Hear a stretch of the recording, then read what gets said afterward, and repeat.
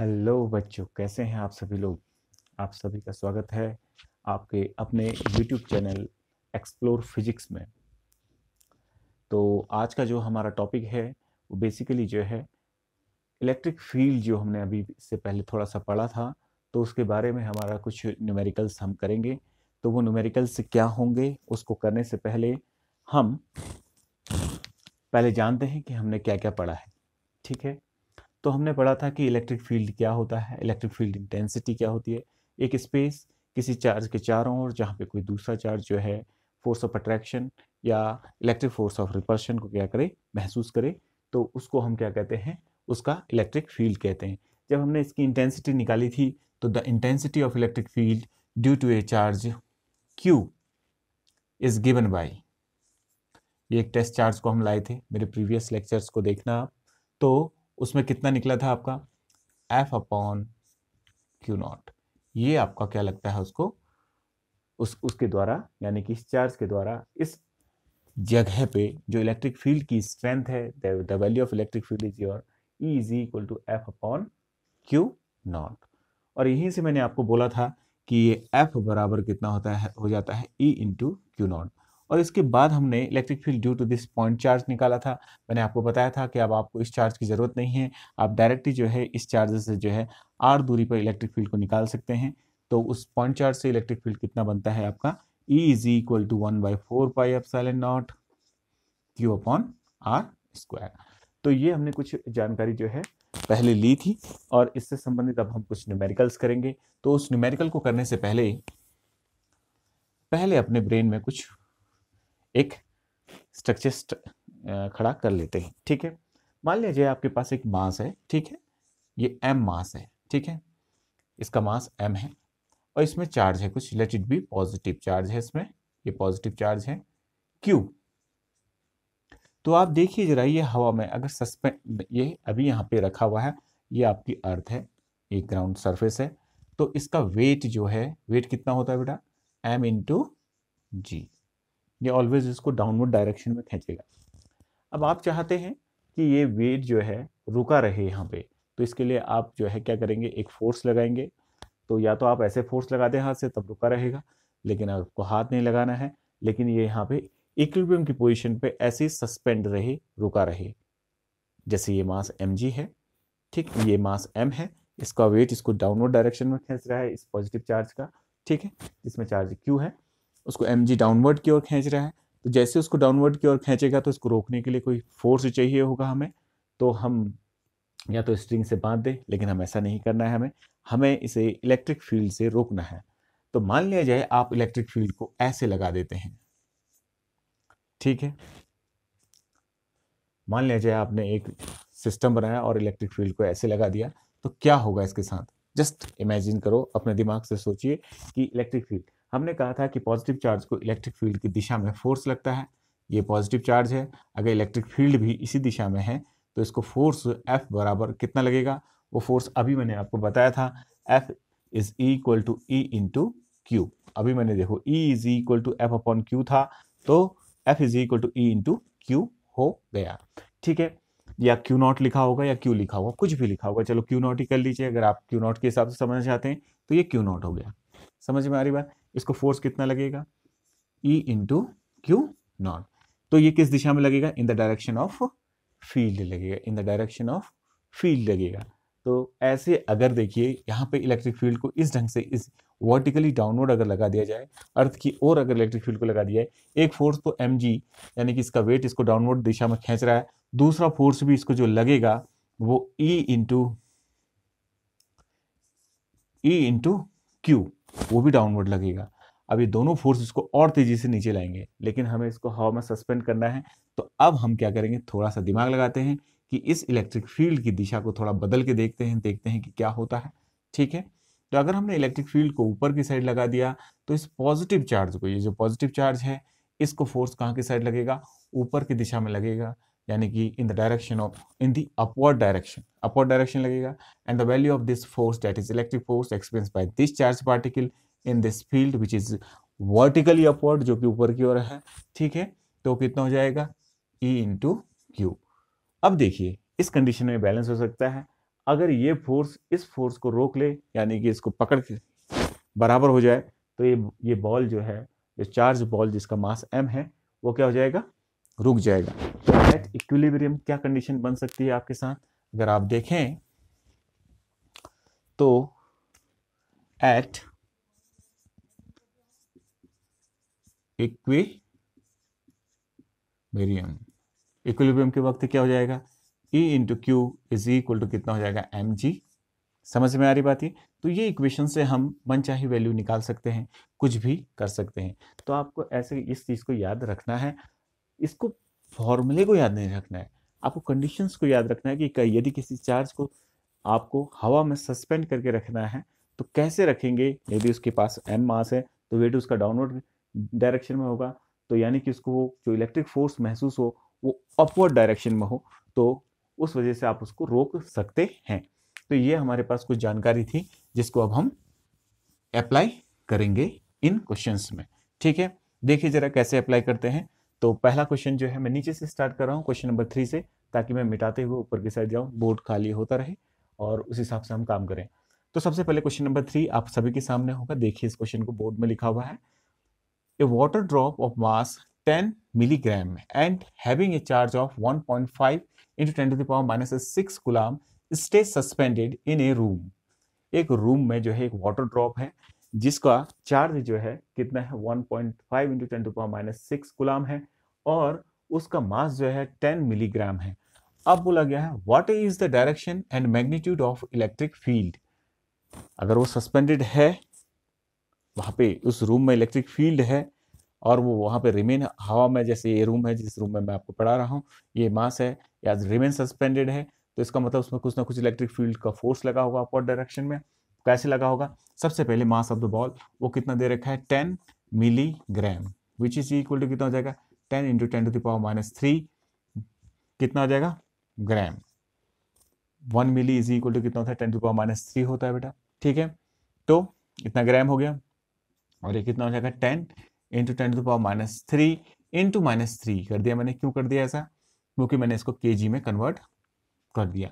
तो ये मास कितना हो जाएगा, अगर देखा जाए तो ये हो जाएगा आपका 10 टू द पावर माइनस, ये देखो एक 10 है, ये -6 हो गया, तो एक कम कर दूंगा तो 5 kg, यानी कि इतना मास इसके पास मौजूद है।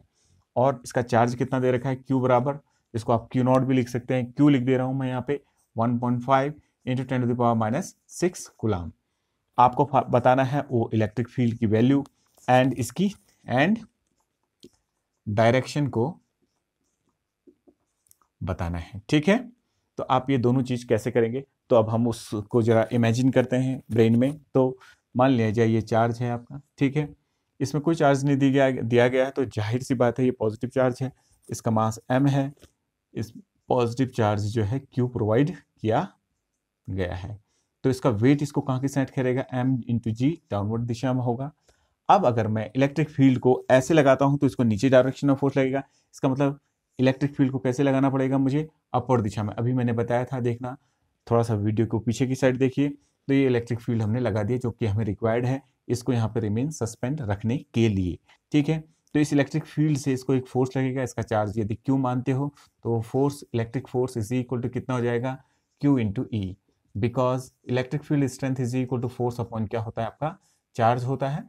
तो इस रिलेशन से हम इसको निकाल सकते हैं। तो एट इक्विलिब्रियम, एट इक्विलिब्रियम, ठीक है।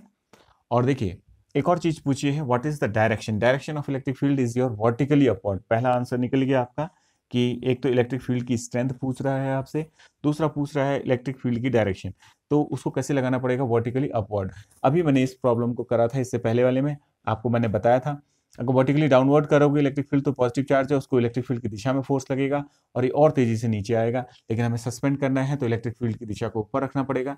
तो पहला आंसर यानी कि direction of electric field is your vertically upward, पहला हो गया। अब दूसरा करते हैं, देखिए एट इक्विलिब्रियम होगा क्या, ये फोर्स अगर ये सस्पेंडेड है तो जाहिर सी बात है इस फोर्स ने इस फोर्स को बैलेंस किया होगा। कहने का मतलब क्या है, Q E is equal to, must be equal to कितना हो गया, M into G, and E हमें तो ई चाहिए, एम जी अपॉन कितना हो जाएगा, क्यू। एम कितना है जरा ध्यान से देखिए, the mass of M is mass of this charge water drop is your कितना है, देखिए जरा 10 to the power minus 5, 10 to the power minus 5, acceleration due to gravity is your 9.8 whole upon charge, the value of charge is your कितना दे रखा है 1.5 into 10 to the power minus 6।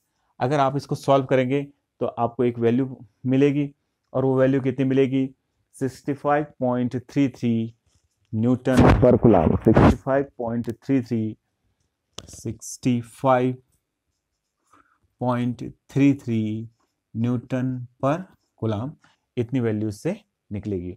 तो आप सभी लोग इस क्वेश्चन को जो है इजीली कर सकते हैं, बड़ी आसानी से निकल जाएगा। तो ये क्वेश्चन आपका हो गया।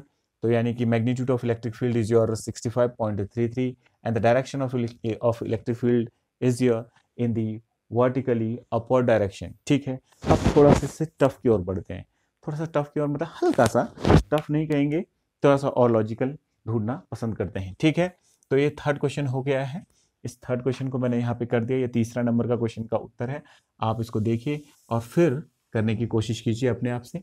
ठीक है, देखते हैं।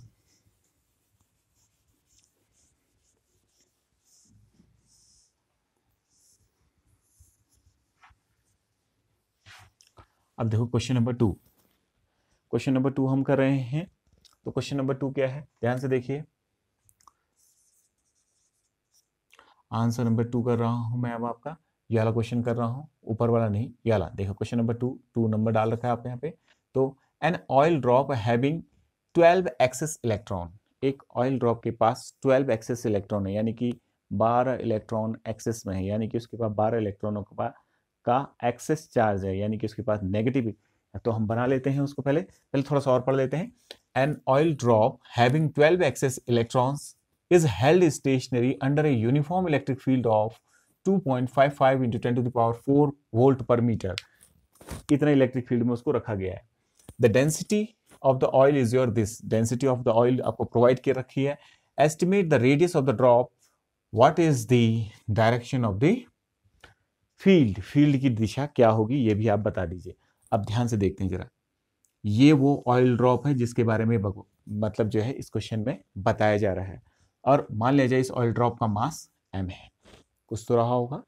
तो इस ऑयल ड्रॉप का वेट इसको कहाँ की साइड खींचेगा, m इंटू जी, यानी कि अर्थ की सरफेस की ओर, यानी कि टूवर्ड्स द अर्थ सेंटर की ओर ये वेट होगा। समझ में आ रही बात ये। अब इसमें 12 एक्सेस इलेक्ट्रॉन है, तो जाहिर सी बात है इन 12 एक्सेस इलेक्ट्रॉन की वजह से, हमने शुरू में जब चार्ज को पढ़ा था, मेरे प्रीवियस लेक्चर देखिए आप, तो आपको पता चलेगा। तो 12 एक्सेस इलेक्ट्रॉन की वजह से इसके पास कितना आ जाएगा, 12 ई चार्ज आ जाएगा। और एक इलेक्ट्रॉन का चार्ज कितना होता है 1.6 into 10 to power minus 19 coulomb. तो इतना चार्ज इसके पास है। ठीक है, अब इलेक्ट्रिक फील्ड यदि हम लगाते हैं, यदि हमने क्या कर दिया, इलेक्ट्रिक फील्ड को ऐसे वर्टिकली अपवर्ड लगा दिया। देखिए वर्टिकली अपवर्ड यदि हम इलेक्ट्रिक फील्ड को लगाते हैं तो एक नेगेटिव चार्ज को, पॉजिटिव चार्ज को इलेक्ट्रिक फील्ड की दिशा में लगता है फोर्स, नेगेटिव चार्ज को इलेक्ट्रिक फील्ड की अपोजिट दिशा में लगता है। अब ऐसा क्यों सोचते हैं हम, ऐसा क्यों लग रहा है, देखो जरा। हमने बोला था इलेक्ट्रिक लाइन ऑफ फोर्स जो होती है, हमने अगर प्रॉपर्टीज पढ़े मेरे प्रीवियस लेक्चर को देखिए, पॉजिटिव चार्ज से इलेक्ट्रिक फील्ड जो है हमेशा बाहर की ओर निकलता है। तो ये ऐसे करके आ रहा है, इसका मतलब यहाँ कहीं पॉजिटिव चार्ज है। अगर मैं ऐसे ऊपर की साइड इलेक्ट्रिक फील्ड को मान रहा हूँ, जो बाहर इलेक्ट्रिक फील्ड लगी है, तो इसका मतलब यहाँ पॉजिटिव चार्ज रखा होगा। समझ में आ रही बात, जो कि मैं नहीं दिखा रहा हूँ। तो ऐसे करके इलेक्ट्रिक फील्ड ऊपर की साइड होगा। समझ में आई बात है उससे, क्योंकि उससे बाहर की ओर निकल रहा है। अब ये नेगेटिव चार्ज है, तो जाहिर सी बात है इसको इलेक्ट्रिक फील्ड की कहाँ की दिशा में लगेगा, अपोजिट दिशा में फोर्स लगेगा। अगर ये पॉजिटिव होता तो ये पॉजिटिव है, पॉजिटिव चार्ज को इलेक्ट्रिक फील्ड की दिशा में फोर्स लगेगा। समझ में आ रही बात ये, that is the negative charge experience force in electric field. कैसे करता है, in the opposite direction of electric field, while the positive charge experience an electric force in the direction of electric field. तो ये concept रटने की ज़रूरत नहीं है आपको कि पॉजिटिव को जो है इलेक्ट्रिक फील्ड की दिशा में लगता है और नेगेटिव को इलेक्ट्रिक फील्ड की अपोजिट दिशा में लगता है। ये रटने की ज़रूरत नहीं है, आप प्रॉपर्टीज ऑफ इलेक्ट्रिक फील्ड से ही उसके कंसेप्ट को खुद ही ड्रॉ कर सकते हैं। क्योंकि फिजिक्स में जो है रटना बिल्कुल मतलब निरर्थक है, कहने का मतलब उसका कोई इंपॉर्टेंस नहीं है आपकी लाइफ में। ठीक है, तो देखो पहले मैं सोच रहा हूँ, इसने बोला कि उसकी फील्ड की दिशा को भी बताओ, तो पहले फील्ड दिशा का यानी कि फील्ड की दिशा को डिसाइड कर रहे हैं। अगर मैंने मान लीजिए इलेक्ट्रिक फील्ड दिशा में लगा दिया, एक तो वेट इसका ये जो भी ऑयल ड्रॉप है नीचे की ओर खींच रहा है। अब इस पे जो फोर्स लगेगा Q इंटू ई, क्योंकि इसका चार्ज Q कितना है 12 E के बराबर है, वो force Q into E that is जो फोर्स लगता है इलेक्ट्रिक फील्ड में किसी चार्ज को, वो कितना लगता है F is equal to Q into E. वो कहाँ लग जाएगा, वर्टिकली डाउनवर्ड, क्योंकि वो इलेक्ट्रिक फील्ड की अपोजिट दिशा में लगता है। एक तो वेट इसको ऑलरेडी डाउनवर्ड खींच रहा है, और दूसरा QE भी इसको डाउनवर्ड खींच देगा, तो और तेजी से नीचे आएगा। अगर ये और तेजी से नीचे आएगा तो सस्पेंड नहीं रह पाएगा। जबकि ये क्या बोल रहा है, held stationary under a uniform electric field, इसका मतलब इलेक्ट्रिक फील्ड ऐसे नहीं लगा होगा। समझ में आ रही बात ये? तो इसका मतलब ये इलेक्ट्रिक फील्ड जो लगा हुआ है, ये इलेक्ट्रिक फील्ड की दिशा कैसी रही होगी, जस्ट अपोजिट रही होगी, ऐसे। तो देखो ये इलेक्ट्रिक फील्ड की दिशा हमने ऊपर की साइड ना बना के अब वर्टिकली डाउनवर्ड कर दी, ये इलेक्ट्रिक फील्ड है। तो जाहिर सी बात है इस चार्ज को जो फोर्स लगेगा वो कहाँ की साइड लगेगा, ऊपर की साइड लगेगा। And that force F is equal to कितना हो जाएगा, Q into E, which is equal to the value of Q is your 12E into capital E। E is your electronic charge, that is charge of electron, तो वो हमारा हो गया। तो at equilibrium सबसे पहले गिवन देख लीजिए, चार्ज कितना है, Q is equal to 12E है, और इलेक्ट्रिक फील्ड की वैल्यू कितनी दे रखी है आपको, 2.55 इंटू 10⁴ वोल्ट पर मीटर। ठीक है, न्यूटन पर कूलम भी लिख सकते हैं, वोल्ट पर मीटर भी लिख सकते हैं। ये मैंने आपको बताया था, पीछे आप देखना, पीछे वाली लाइन की पहले से प्रीवियस लेक्चर्स में देखिए। और डेंसिटी इस ऑयल की, मास नहीं दे रखा है बेटा, density of this oil drop दे रखा है, और इसके रेडियस को हमसे पूछ रखा है, radius of this drop is your question mark, estimate the radius of the drop. देखिए रेडियस के बारे में पूछ रहा है, और डेंसिटी आपको प्रोवाइड करके, लेट द डेंसिटी को मैं डी से दिखा देता हूं। तो डी बराबर कितना दे रखा है आपको, 1.26 ग्राम पर सेंटीमीटर क्यूब, ये आपको प्रोवाइड कर रखा है। जाहिर सी बात है सब ऐसा यूनिट्स में काम हो रहा है, ठीक है, तो इसको भी ऐसा यूनिट्स में ही रखना पड़ेगा। तो जब भी देखो ये है ग्राम और ये है सेंटीमीटर क्यूब, तो ग्राम को सेंटीमीटर में चेंज, ग्राम को केजी में चेंज करोगे तो 1000 से डिवाइड करोगे, इसको 1000 से डिवाइड करोगे तो कितना हो जाएगा, तो ये केजी में चेंज हो जाएगा। तो यानी कि इसको 10⁻³ से मल्टीप्लाई करेंगे तो केजी में चेंज हो जाएगा। 1 ग्राम इज इक्वल टू कितना होता है आपका, 10⁻³ होता है, ठीक है। और 1 सेंटीमीटर इज इक्वल टू कितना होता है आपका, 10⁻² मीटर होता है। तो इनकी जगह पे इनको रख देते हैं, तो यही चीज कैसी हो जाएगी, देखो ये 1.26, इसकी जगह पे ग्राम की जगह पे क्या लिखना है, 1 ग्राम की जगह पे क्या लिखना है, 10⁻³ इंटू 10⁻³ होल अपॉन, यहाँ पे कितना है सेंटीमीटर, देखो नीचे सेंटीमीटर क्यूब है, 1 सेंटीमीटर जो कि 10⁻² है, तो 10⁻² का क्यूब।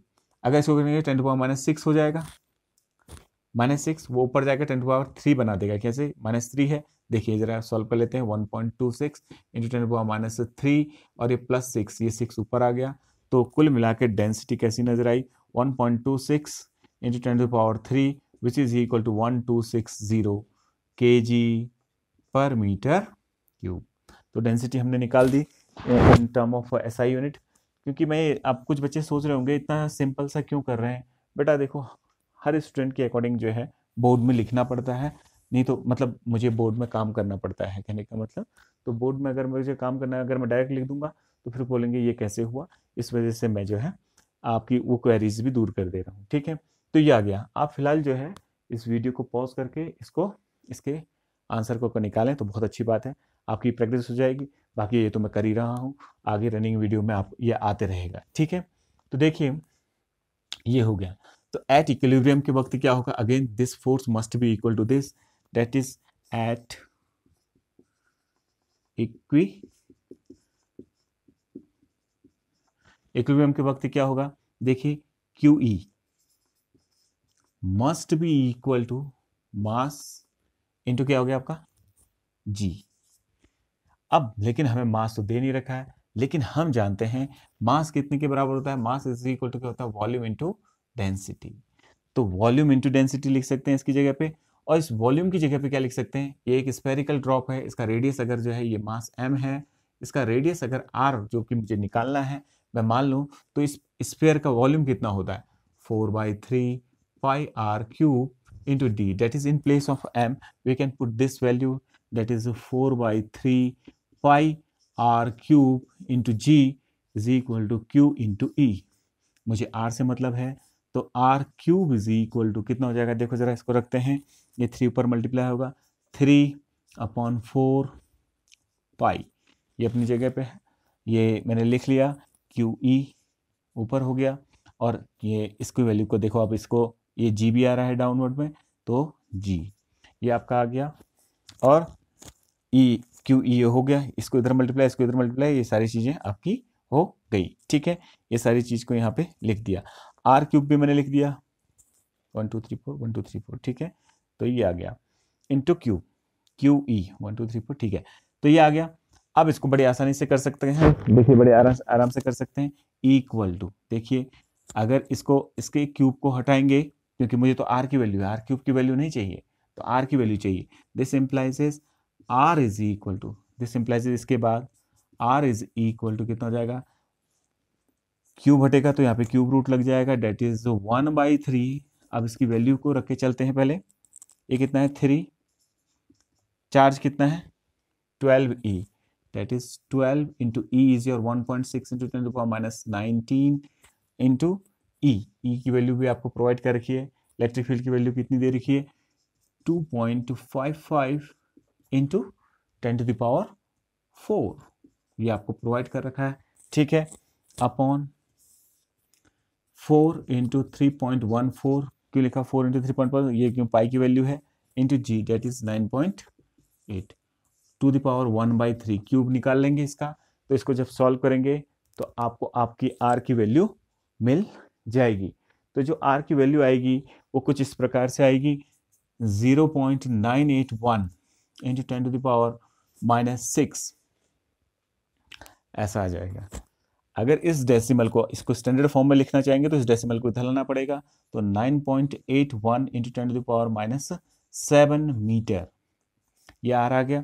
इसको और एडजस्ट करना है, क्योंकि 10 टू द पावर -3 जो है आपका मिली में होता है। ठीक है, इज इक्वल टू 1 मिली होता है, 1 मिली होता है। ठीक है, 10 टू द पावर -3। ठीक है, तो जाहिर सी बात है इसमें 10 टू द पावर -3 अगर निकाल दूंगा तो एक बचेगा 9.81 इंटू 10 टू द पावर -4 बन जाएगा, और 10 टू द पावर -3 को हमने मिली में लिख दिया, तो मिलीमीटर में ये आंसर आ जाएगा। ये चाहे आप यहाँ पे छोड़ दिए, चाहे और थोड़ा आगे लेके जाए आंसर को, तो आपको आंसर मिल जाएगा। तो इस प्रकार से क्वेश्चन हो गया। तो थोड़ा सा इसमें ये वाला कंसेप्ट लगाना था, mass is equal to volume into density का कंसेप्ट लगा के आप इससे देखिए बड़ी आसानी से जो है रेडियस ऑफ द ड्रॉप भी फाइंड आउट कर सकते हैं। यानी कि आप रेडियस भी फाइंड आउट कर सकते हैं उस स्फेरिकल ऑब्जेक्ट का जो कि चार्ज है और रिमेन सस्पेंडेड है किसी इलेक्ट्रिक फील्ड में। तो कितने मजे की बात है, यदि आपके पास एक बॉल है, ठीक है, मान लीजिए आपके पास एक गेंद है घर में रखी हुई है, और आपने उसको कुछ चार्ज दे दिया, आपको पता चल गया कि इसमें इतना चार्ज है, ठीक है, या इतने इलेक्ट्रॉन लॉस कर रखें, तो आप अब उसका रेडियस भी बड़ी आसानी से फाइंड आउट कर सकते हैं। ठीक है, तो कैसे फाइंड आउट कर सकते हैं ये आप जानते हैं। ठीक है, तो इस प्रकार से क्वेश्चन नंबर 2 आपका कंप्लीट हो गया। ठीक है, अब हम क्वेश्चन नंबर 1 में जा रहे हैं, इसलिए मैं क्वेश्चन नंबर 2 को आपका मिटा रहा हूँ। ये मिटा दिया यहाँ पे, तो इसको मैंने यहाँ से रिमूव कर दिया। तो अब हम क्वेश्चन नंबर 1 पढ़ते हैं। ठीक है, तो व्हाट इज क्वेश्चन नंबर 1, तो आप देखिए बोर्ड में लिखा हुआ है साफ साफ, तो आप उसको पढ़ सकते हैं। तो पढ़िए और एक बार अपने आप से करने की कोशिश कीजिए, देन जो है मैं करता हूँ। ठीक है, आप वीडियो को एक बार रोक लीजिए और इसको करने की कोशिश कीजिए, क्योंकि अपने आप करने से ही जो है आपकी प्रैक्टिस अच्छी डेवलप होगी। तो हम कैसे करेंगे, ध्यान से देखिए। तो a charge particle of mass 1 gram is suspended through a silk thread, एक सिल्क थ्रेड से रखा हुआ है, of length 40 centimetre in a horizontal electric field of 4 into 10 to the power कितना लिख रखा है 4 न्यूटन पर कूलम। तो the value of electric field is your कितना दे रखा है आपको 4 into 10 to the power 4 newton per coulomb provide कर रखा है, और the mass of the Bob, यानी कि वो मास जो लगा हुआ है सस्पेंड कर रहा है उस सिल्क थ्रेड से जो लगा हुआ है वो 1 मिलीग्राम है, वो सॉरी 1 ग्राम है, 1 ग्राम है, विच इज इक्वल टू कितना हो जाएगा 10 to the power -3 kg। 1 gram is equal to कितना होगा, 1 ग्राम कितने के कितने के बराबर होता है, 10⁻³ kg के बराबर होता है। 1 kg का 1000वें हिस्से को 1 ग्राम बोलते हैं। तो ये हमने लिख लिया, ठीक है। Find if the particle stay at distance of 24 centimetre from the wall, किसी वॉल से पहले सस्पेंड था, अब वो वॉल से जो है 24 सेंटीमीटर दूर पे है। इन इक्विलिब्रियम के वक्त find charge on the particle, मतलब उस पार्टिकल के ऊपर कितना चार्ज होगा जो सस्पेंड है उस सिल्क के साथ। तो ये देखो, ये वॉल है आपका, ये यहाँ पे वॉल बनी हुई है, ठीक है, ये वॉल थी, ठीक है, ऐसे करके समझ लीजिए ये वॉल है, ठीक है, इस ढंग से ये वॉल रखी हुई है, ठीक है, ये वॉल है, ठीक है। इस वॉल पे एक सिल्क जो है थ्रेड में ऐसे करके यहाँ पे ये रखा हुआ है, ठीक है, ये 40 सेंटीमीटर का है। अब एक हॉरिजॉन्टल इलेक्ट्रिक फील्ड है ऐसे करके, ठीक है, लगा होगा भाई उसमें। तो ये इलेक्ट्रिक फील्ड लगा हुआ है इस ढंग से, हॉरिजॉन्टल इलेक्ट्रिक फील्ड लगा हुआ है। तो इसकी वजह से इस बॉल को क्या लगने लगेगा, एक फोर्स लगने लगेगा। माना इस बॉल का चार्ज कितना है, क्यू है, इसको पॉजिटिव मान लिया, तो इसको इलेक्ट्रिक फील्ड की दिशा में फोर्स लगेगा। तो नेक्स्ट डायग्राम क्या हो जाएगा, अगर मैं बॉल को डॉट डॉट से दिखा देता हूँ, देखो तो यहाँ पे बॉल लटकी थी, वो थोड़ी सी दूर चली गई, यहाँ चली गई अब बॉल, ये कितना है 40 सेंटीमीटर, 40 सेंटीमीटर का है ये, तो थोड़ा सा ऊपर लिख लेते हैं, 40 सेंटीमीटर की ये बॉल है, ठीक, मतलब ये सिल्क थ्रेड है आपका और ये बॉल है। और यहाँ से कितनी दूरी पे चली गई है, ये जो दूरी है ये कितना है 24 सेंटीमीटर है। देखिए आपको दे रखा है इधर पे, देखो इधर कह रहा है if the particle stay at distance of 24 centimetre from the wall, wall से, ये वॉल है आपकी, ये क्या है आपकी वॉल, वॉल से 24 सेंटीमीटर की दूरी पर है, ठीक है, from the wall in equilibrium, ये इक्विलिब्रियम के वक्त ये आ गया, ठीक है। Find the charge on the particle, इस पार्टिकल में चार्ज भी बता दीजिए। इलेक्ट्रिक फील्ड इस दिशा में लगा हुआ है, ठीक है, the value of electric field is in this direction, ठीक है। तो जाहिर सी बात है ये एक पॉजिटिव चार्ज क्यू है, जैसा कि मैंने यहाँ पे दिखाया है, ये पॉजिटिव चार्ज क्या है आपका क्यू है। तो इसको इलेक्ट्रिक फोर्स लगेगा। Whenever a charged particle Q is placed in an electric field E, it will experience a force and that force is given by F is equal to Q into E. इतना force लगता है। तो जाहिर सी बात है इस electric field में, जो इलेक्ट्रिक फील्ड लगा हुआ है यहाँ पे, इस इलेक्ट्रिक फील्ड में इसको एक फोर्स लगेगा and that force is given by Q into E, ठीक है। और वो Q हमें चाहिए, वही Q हमसे पूछ रहा है, तो Q बराबर क्वेश्चन मार्क। तो ये हमारा कुछ पोर्शन हो गया, ठीक है। अब देखिए जैसे ही ये इसको ये फोर्स लगेगा, तो ये एक तो फोर्स हमें सीधे सीधे लग गया, लेकिन इसका वेट भी तो होगा कुछ, क्योंकि इसके पास कुछ मास है। तो जाहिर सी बात है बिना मास के तो चार्ज हम वैसे भी कंसिडर नहीं कर सकते। तो ये क्या हो जाएगा, m इंटू जी डाउनवर्ड दिशा में लग गया, ठीक है। इसकी वजह से इसका एक रिजल्टेंट फोर्स बनेगा, इसकी वजह से इस स्ट्रिंग में एक तनाव आ जाएगा। Let the tension be capital T। अब ध्यान से देखना, माना ये अल्फा एंगल इधर चले गया, ये थीटा एंगल क्या कर गया, इधर चले गया। तो जाहिर सी बात है अब मैं इसको ऐसा कर सकता हूँ, यहाँ पे इसके पैरेलल एक लाइन ड्रॉ कर लिया जो इसके जस्ट अपोजिट में है, ये कर दिया मैंने, ठीक है, ये कर लिया। तो ये एंगल भी कितना होगा, थीटा, ठीक है। तो इस टेंशन का वर्टिकल कंपोनेंट क्या होगा, वर्टिकल कंपोनेंट, तो मैंने क्या बोला था, जब भी कंपोनेंट निकालो तो दिस अपॉन दिस, उस पर परपेंडिकुलर ड्रॉ कर लो। मेरे प्रीवियस लेक्चर देखिए, उसमें ज्यादा अच्छा आपको पता चलेगा, क्योंकि मैंने कैसे निकाल रहे हैं उसको मैंने पहले बता रखा है। तो दिस अपॉन दिस यानी कि base upon hypotenuse, base upon hypotenuse, base upon hypotenuse is your क्या होता है, कॉस थीटा।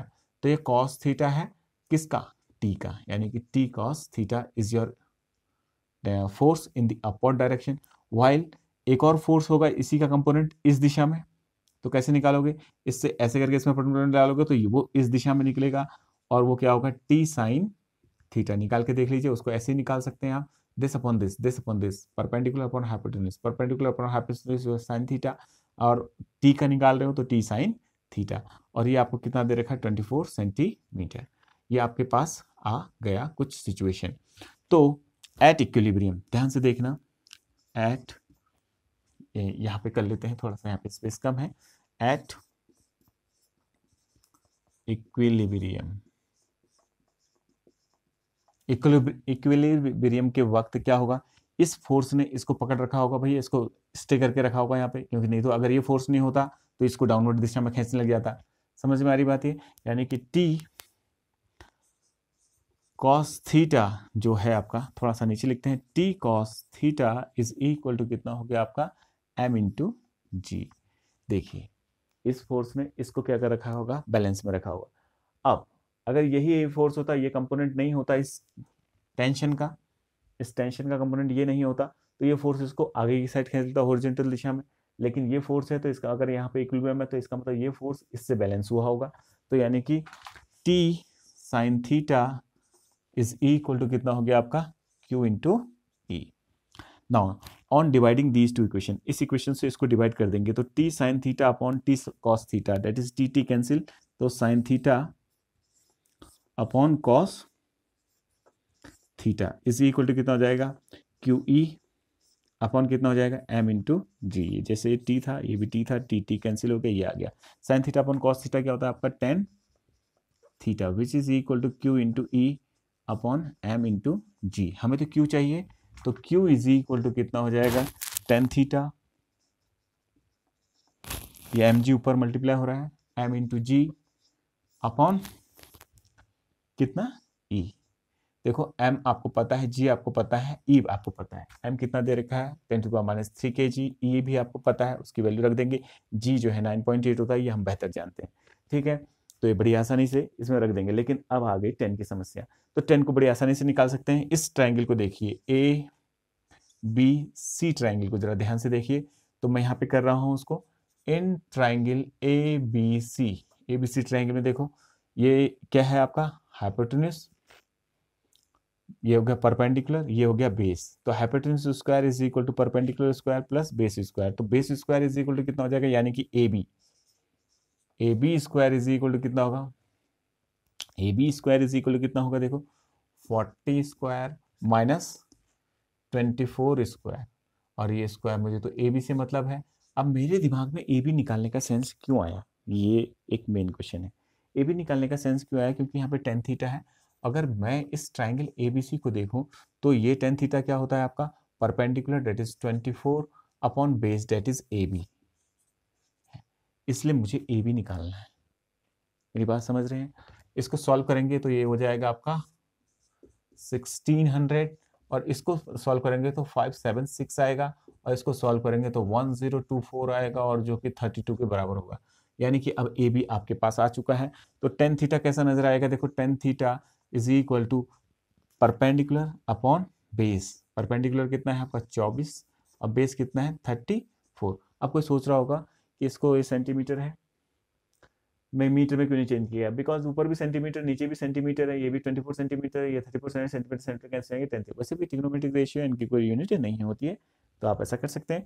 तो आप इसमें रख लीजिए, तो Q इज इक्वल टू कितना हो जाएगा 24 upon 34 into m is your 10⁻³ देखिए 10⁻³ 10⁻³ into g is your 9.8 and the value of electric field is your 4 into 10⁻⁴ 4 into 10⁻⁴। तो जब इसको सॉल्व करेंगे तो आपको आपकी वैल्यू मिल जाएगी, और वो वैल्यू होगी आपकी 1.838 into 10⁻⁻7 coulomb. 1.838 into 10⁻⁻7 coulomb is the value of this charge. इस चार्ज की वैल्यू कितनी होगी, जो कि इस हॉरिजॉन्टल इलेक्ट्रिक फील्ड में QE फोर्स महसूस कर रहा है। तो उसकी चार्ज कितना होगा 1.838 इंटू 10⁻⁻7 कूलम। तो इतना आपका फोर्स को क्या करेगा, वो महसूस करेगा। तो आप सभी लोग जो है इन क्वेश्चंस को कीजिए। अब इससे कुछ हैवी क्वेश्चंस जो हैं हम नेक्स्ट लेक्चर में करेंगे, और आपकी कोई भी क्वेरीज हो, आप ये अगर यदि ये चाहते हैं कि आप अगले चैप्टर्स का भी, जैसे कुछ बच्चे जो हैं पढ़ रहे होंगे वो आगे चले गए होंगे पढ़ते पढ़ते, यानी कि कहने का मतलब मान लीजिए 4th चैप्टर में हो या 3rd चैप्टर में हो, तो अगर वहाँ के भी क्वेरीज आपको बताते हैं, आप कहते हैं कि सर उसका लेक्चर बना दीजिए, तो मैं उसका लेक्चर भी आपको प्रोवाइड कर दूंगा। तो प्लीज़ जो है आप जो है कमेंट करिए और मुझे बताइए कि आपको क्या आपकी रिक्वायरमेंट है, ठीक है। मैं फ़िलहाल कोर्स को कंटिन्यू तो इसी ढंग से रखूँगा, ठीक है। और इसमें बहुत सारे और भी क्वेश्चंस जो है इन्वॉल्व करूँगा, और बीच बीच में नए नए क्वेश्चन इंसर्ट करते रहूँगा, ठीक है। ओके, तो आज के लिए इतना ही। Bye, take care.